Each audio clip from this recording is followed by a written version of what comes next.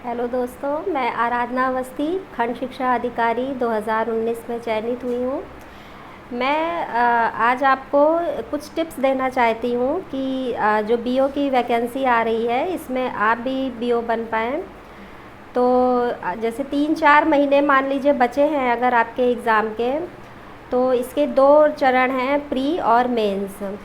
तो अगर सबसे पहले तो हमें प्री की तैयारी करनी है, साथ ही साथ मेंस की भी तैयारी करनी है, क्योंकि दोनों ही एक दूसरे से रिलेटेड है। अगर आप प्री में सेलेक्ट नहीं हो पाएंगे तो मेंस का क्या मतलब है, और अगर प्री में सेलेक्ट हो रहे हैं, मेंस की तैयारी नहीं कर रही है, मेंस में नहीं हो रहे, तो भी कोई मतलब नहीं है। तो हमें दोनों साथ में लेके चलना है और किस तरीके से आप प्रिपरेशन करें कि आपका दोनों एक बार में निकल जाए।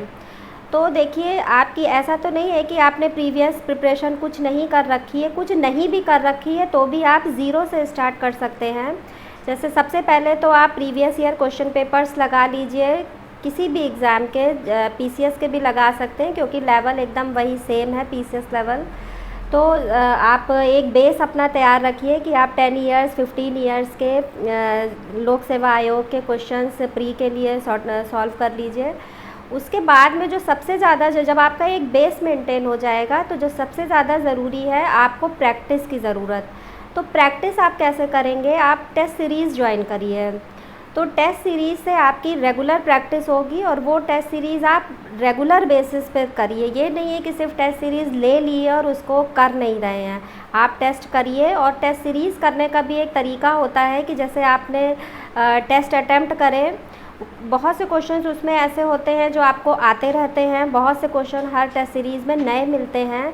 तो जो आते रहते हैं वो आपका रिवीजन टेस्ट देते समय ही हो जाएगा। जो नहीं आते, जो नए क्वेश्चंस हैं, उनको आप एक डायरी में नोट करते चलिए, तो वो आपके लिए रिवीजन टाइम में बहुत काम आएगा कि क्या क्या आपने इस टेस्ट सीरीज़ में नया पाया।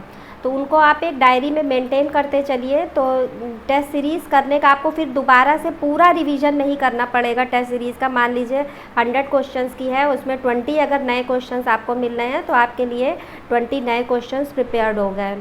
तो रेगुलर बेसिस पे आप टेस्ट सीरीज़ करिए, आज से ही शुरू कर दीजिए, और बिल्कुल टाइम देख कर करिए कि इतने देर में आपको टेस्ट लगा ही लेना है, क्योंकि ये कॉम्पिटिशन्स जो हैं ये टाइम पे बहुत डिपेंड करते हैं कि ऐसा कभी कभी होता है हमें आता रहता है और हमारे पास टाइम बहुत कम रह जाता है। पॉसिबल है, ट्रिक एक बार में हम रट नहीं सकते हैं। ट्रिक जो है सिर्फ तभी कारगर होती है जब हम उसको रेगुलर अपने कंटिन्यूस यूज़ में लाते हैं। क्योंकि अगर आप सोच लीजिए कि आज मैं सारे ट्रिक्स लर्न कर लूँ, तो वो आप आज लर्न कर लेंगे, कल आपको भूल जाएगी। जब बहुत सारी ट्रिक्स एक साथ आपके पास आ जाएंगी तो आप भूल जाएंगे।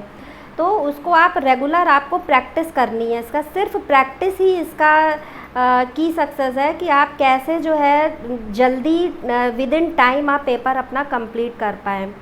तो मेरा आपको यही सुझाव है कि आप प्रैक्टिस रेगुलर करिए, टेस्ट सीरीज़ परचेज़ कर लीजिए और रेगुलर बेसिस पे उनकी प्रैक्टिस करिए जब तक आपका एग्ज़ाम नहीं होता है। तो आपको ये कंटिन्यूटी बनाए रखनी है।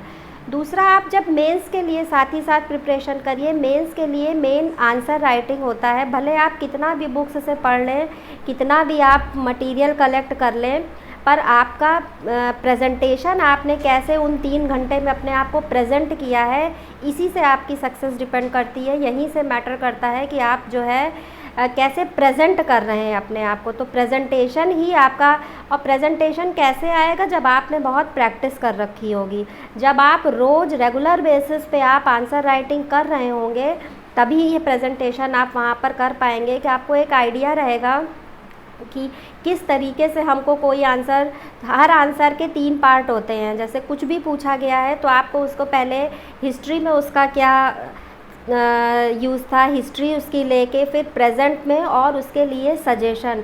तो ये सब चीज़ें आप तभी कर पाएंगे जब आप रेगुलर बेसिस पे प्रैक्टिस करेंगे कि हर चीज़ को हम पहले कैसे पास्ट से रिलेट कर रहे हैं, फिर प्रेजेंट में उसका क्या सिनेरियो है, और फ्यूचर में क्या होगा, और हम क्या इसमें सजेशन और कंक्लूजन हर आंसर के लिए मस्ट होता है। क्योंकि यहीं पर खाली आंसर कर देना और एग्ज़ामिनर और लोगों से अच्छे नंबर खींच लेना कि मेरा सिलेक्शन हो जाए, क्योंकि देखिए मटेरियल सबके पास है पढ़ने का, कि अगर आपको किसी भी टॉपिक पे लिखना है तो हर कोई लिख लेगा, पर उसमें क्या आप सिलेक्शन तब होता है जब आप अपने हर आंसर में कुछ यूनिक डालते हैं कि आपको बगल वाले से 2 नंबर ज़्यादा मिल जाएँ, 3 नंबर आपको उससे ज़्यादा मिल जाए। ये सिर्फ तभी आएगा जब आप प्रॉपर प्रैक्टिस करेंगे और ज़्यादा से ज़्यादा आंसर राइटिंग करेंगे, तभी आप उसमें कुछ इनोवेटिव कर पाएंगे कि आप इसमें क्या कंक्लूजन देना क्या कंक्लूड करा है आपने और क्या सजेशन देना चाह रहे हैं। तो अगर ये 3-4 लेवल में आप अपना आंसर लिख रहे हैं तो आपके सिलेक्शन को कोई रोक नहीं सकता है। करंट साथ में और कोशिश करिए कि करंट हर चीज़ को आप करंट से रिलेट कर दीजिए। तो ये एक आंसर का बेस्ट फॉर्म होता है कि वो एक आप उसका हिस्ट्री पास्ट से उसका रिलेशन कर रहे हैं, फिर प्रेजेंट में देख रहे हैं कि क्या उसका चल रहा है और आप उसको कंक्लूड कर रहे हैं और अपना सजेशन दे रहे हैं। सजेशन देना इतना इम्पॉर्टेंट होता है, वहीं से आपका एग्ज़ामिनर आपका माइंड पढ़ लेता है कि आप का क्या, क्योंकि जब आप ऑफिसर बनने जा रहे हैं आपको डिसीजन मेकिंग करनी है, वहाँ पे आपको लेबर वर्क नहीं करना है, आपको डिसीजन मेकिंग करनी है। तो वही कंक्लूजन जो है और आपका सजेशन आपकी डिसीजन मेकिंग पावर देख लेता है।